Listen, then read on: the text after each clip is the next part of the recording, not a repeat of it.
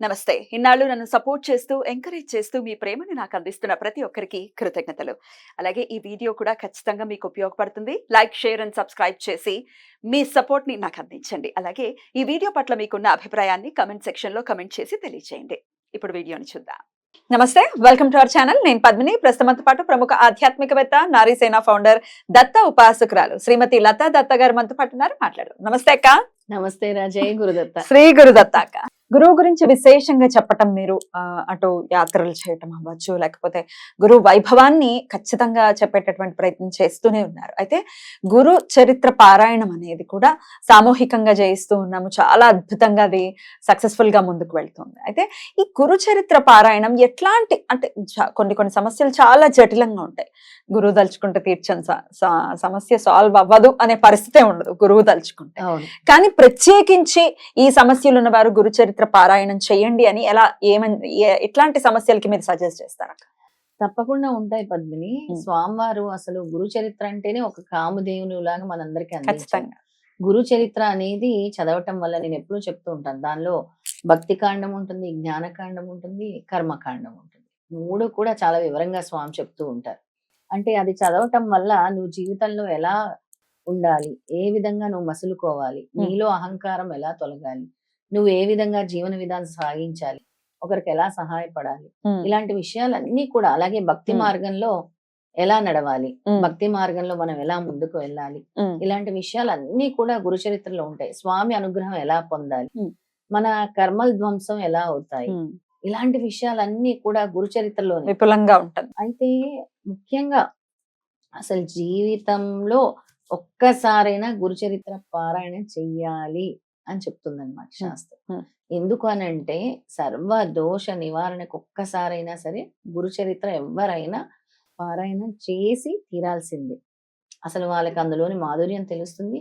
అసలు అది చేయటం వల్ల కూడా వాళ్ళ ఏవైతే అసలు దోష నివారణ కోసం ఒక్కసారి పారాయణం చేయాలని కూడా మన సనాతన ధర్మం చెప్తుంది. ఇక ముఖ్యంగా చాలా మంది ఉద్యోగాల కోసం మాకు ఉద్యోగం రావట్లేదు అని అంటూ ఉంటారు. వాళ్ళందరూ కూడా గురు చరిత్రలో 18వ అధ్యాయము చదువుకుంటూ ఉంటారు.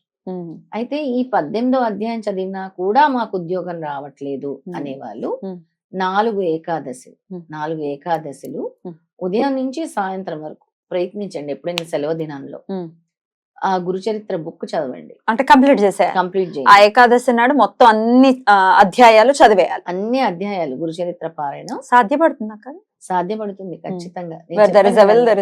నా స్నేహితురాలు 1008 సార్లు తన సంకల్పం పెట్టుకుందని.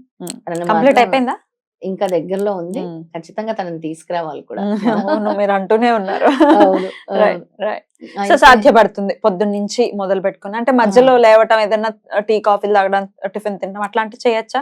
అలాంటివి చేయొచ్చు. ఎందుకు తెల్లవారే ఒక్కరోజు తెల్లవారే 4:30కి లేస్తే మాక్సిమం అసలు నాకు తెలిసి ఆఫ్టర్నూన్ వరకే అయిపోతుందా?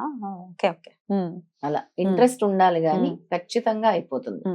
అలా 4 ఏకాదశులు ఎవరైతే పొంగలి బెల్లంతో చేసి గురువు గారికి నైవేద్యంగా పెట్టి 4 ఏకాదశులు ఎవరైతే చేస్తారో ఉద్యోగం రాని వాళ్ళ కోసం చెప్తున్నాను, ఖచ్చితంగా ఉద్యోగం వస్తుంది. 2 నెలల్లో 4 ఏకాదశులు అంటే 2 నెలల్లో ఖచ్చితంగా ఉద్యోగం వస్తుంది.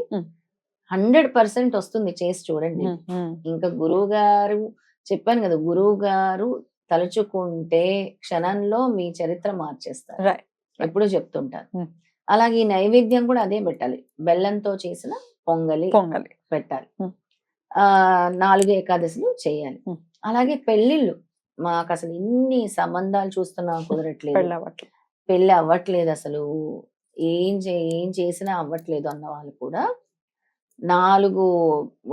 8 షష్ఠులు గాని 8 చతుర్దశులు గాని, చతుర్దశి తిథి వస్తుంది కదా, ఆ రోజు గురు చరిత్ర పారాయణం చేయాలి. ఇప్పుడు వాళ్ళకి ఈ చరిత్ర మొత్తం నేను చదవలేనంటే చిన్న పారాయణాలు ఉంటాయి, నేను చూపిస్తాను. అలాంటిదైనా మీరు తెచ్చి చదువుకోండి. ఒకసారి చూపించండి. నేను చూపిస్తాను. మా వల్ల అవ్వట్లేదు, మేము ఆ పెద్ద బుక్ కంప్లీట్ చేయలేమంటే ఇలా ప్రయాణంలో కూడా పారాయణం చేసుకోవచ్చు. అద్భుతం. ఇలా ఏకాదశి రోజు కూడా ఇది పారాయణం చేసుకోవచ్చు. ఇది దొరుకుతుందాక పూజా స్టోర్స్ అట్లా? దొరుకుతుంది. ఒకవేళ వాళ్ళకి కావాలి అని అంటే మన ఆఫీస్కి వచ్చి తీసుకుంటాం, మనం తెప్పించిస్తాం. దొరుకుతుంది. మాక్సిమం పూజా స్టోర్ లో, క్షేత్రాల్లో ఉమ్. దొరుకుతాయి. ఉమ్. నిత్య ఎవరు పారాయణం. రాసింది? ఇది ప్రయాణంలో పారాయణం చేసిన గ్రంథము. ఇది రాసింది ఇది శ్రీ గురు లీలామృతం అని పేరు ఉంటుంది. శ్రీ గురు లీలామృతం అని ఉంటుంది.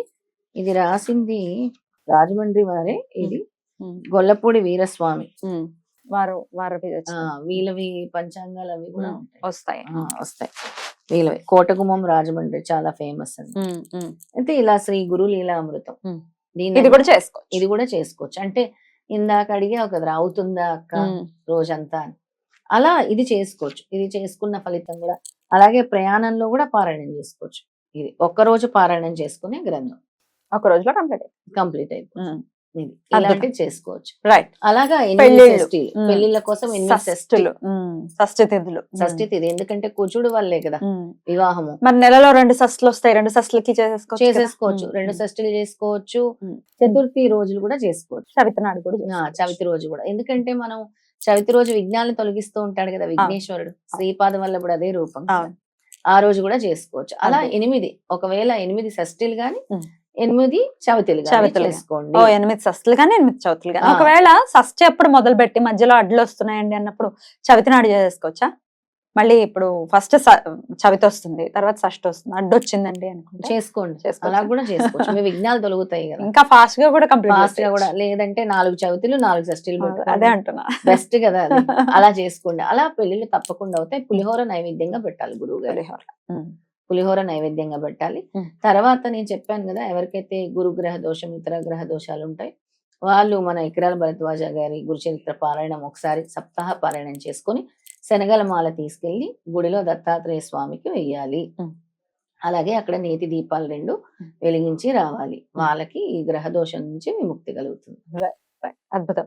అయితే కొంతమందికి అక్క ఎంత మేము అనుకుంటున్నామండి స్టార్ట్ చెయ్యాలి అని, స్టార్ట్ చేయలేకపోతున్నాం. ఒకవేళ స్టార్ట్ చెయ్యాలి, గురుచరిత్ర పారాయణం చెయ్యాలి అనుకుంటే ఏదో ఒక అవంతరాన్ని రావటం, ఏదైనా అది చిన్నదవ్వచ్చు పెద్దదవ్వచ్చు, దేనికి సంకేతం? ఎలా మేము స్టార్ట్ చేయగలం అంటే ఏం చెప్తారు? స్వామి ఇంకా పర్మిషన్ ఇవ్వట్లేదు. అంటే ఇంకా కర్మలు ఉన్నాయి. దత్తాత్రేయ స్వామి గురించి గాని ఇలాంటి స్తోత్రాల గురించి గాని ఎప్పుడు తెలుసుకుంటారంటే పద్మిని, ముఖ్యంగా దత్తాత్రేయ స్వామి అంటే భయం ఎందుకు వేస్తుంది? అందరు అంటారు బాబోయ్ పరీక్షలు పెడతారు, బాబోయ్ పరీక్షలు.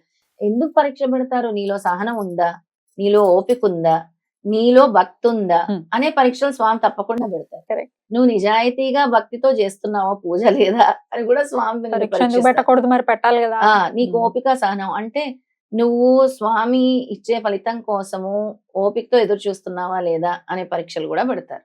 అలాంటి పరీక్షలు ఎన్నో అనుభవిస్తూనే ఉన్నారు, అనుభవించాలి కూడా. తద్వారా పాపకర్మ ప్రక్షాళన అవ్వడం కూడా జరుగుతూ ఉంటుంది. అయితే నువ్వు అడిగిన ప్రశ్నకు సమాధానం ఏంటి అంటే, మాకు పర్మిషన్ రాలేదు ఇంకా అంటే, వాళ్ళ ముందు దత్తుడి గురించి తెలుసుకోవాలి. దత్త నామస్మరణ చేయండి, ముందుగా సిద్ధమంగళ స్తోత్రం చదువుకోండి, అప్పుడు స్వామి పర్మిషన్ మీ గురు చరిత్ర వరకు వస్తారు. దాన్ని పట్టుకోండి, సిద్ధమంగళ స్తోత్రాన్ని పట్టుకోండి, పారాయణం చేసే దారి మీరు చూపించాలి అని నేను ఇది చేస్తున్నా అని సంకల్పం పెట్టుకొని చేయండి, ఖచ్చితంగా స్వామి దారి చూపిస్తారు. అద్భుతం. అలా దారి చూపించాలి. గురుచరిత్ర పారాయణం అనేది సకల ఇంకా దోష నివారణలు ఖచ్చితంగా అవుతాయి. అలాగే ప్రత్యేకించి ఉద్యోగ సమస్యలు, వివాహ సమస్యలకైతే ఇప్పుడు రెమెడీ చెప్పున్నారు కాబట్టి ఖచ్చితంగా చేసుకుని గురువు అనుగ్రహాన్ని పరిపూర్ణంగా పొంది వాళ్ళ కష్టాల నుంచి బయటపడాలని మనస్ఫూర్తిగా కోరుకుంటూ చక్కగా వివరించినందుకు మీకు కృతజ్ఞతలక్క. నమస్తే. శ్రీపాదరాజం శరణం ప్రపద్యే. శ్రీ దత్తరాజం శరణం ప్రపద్యే.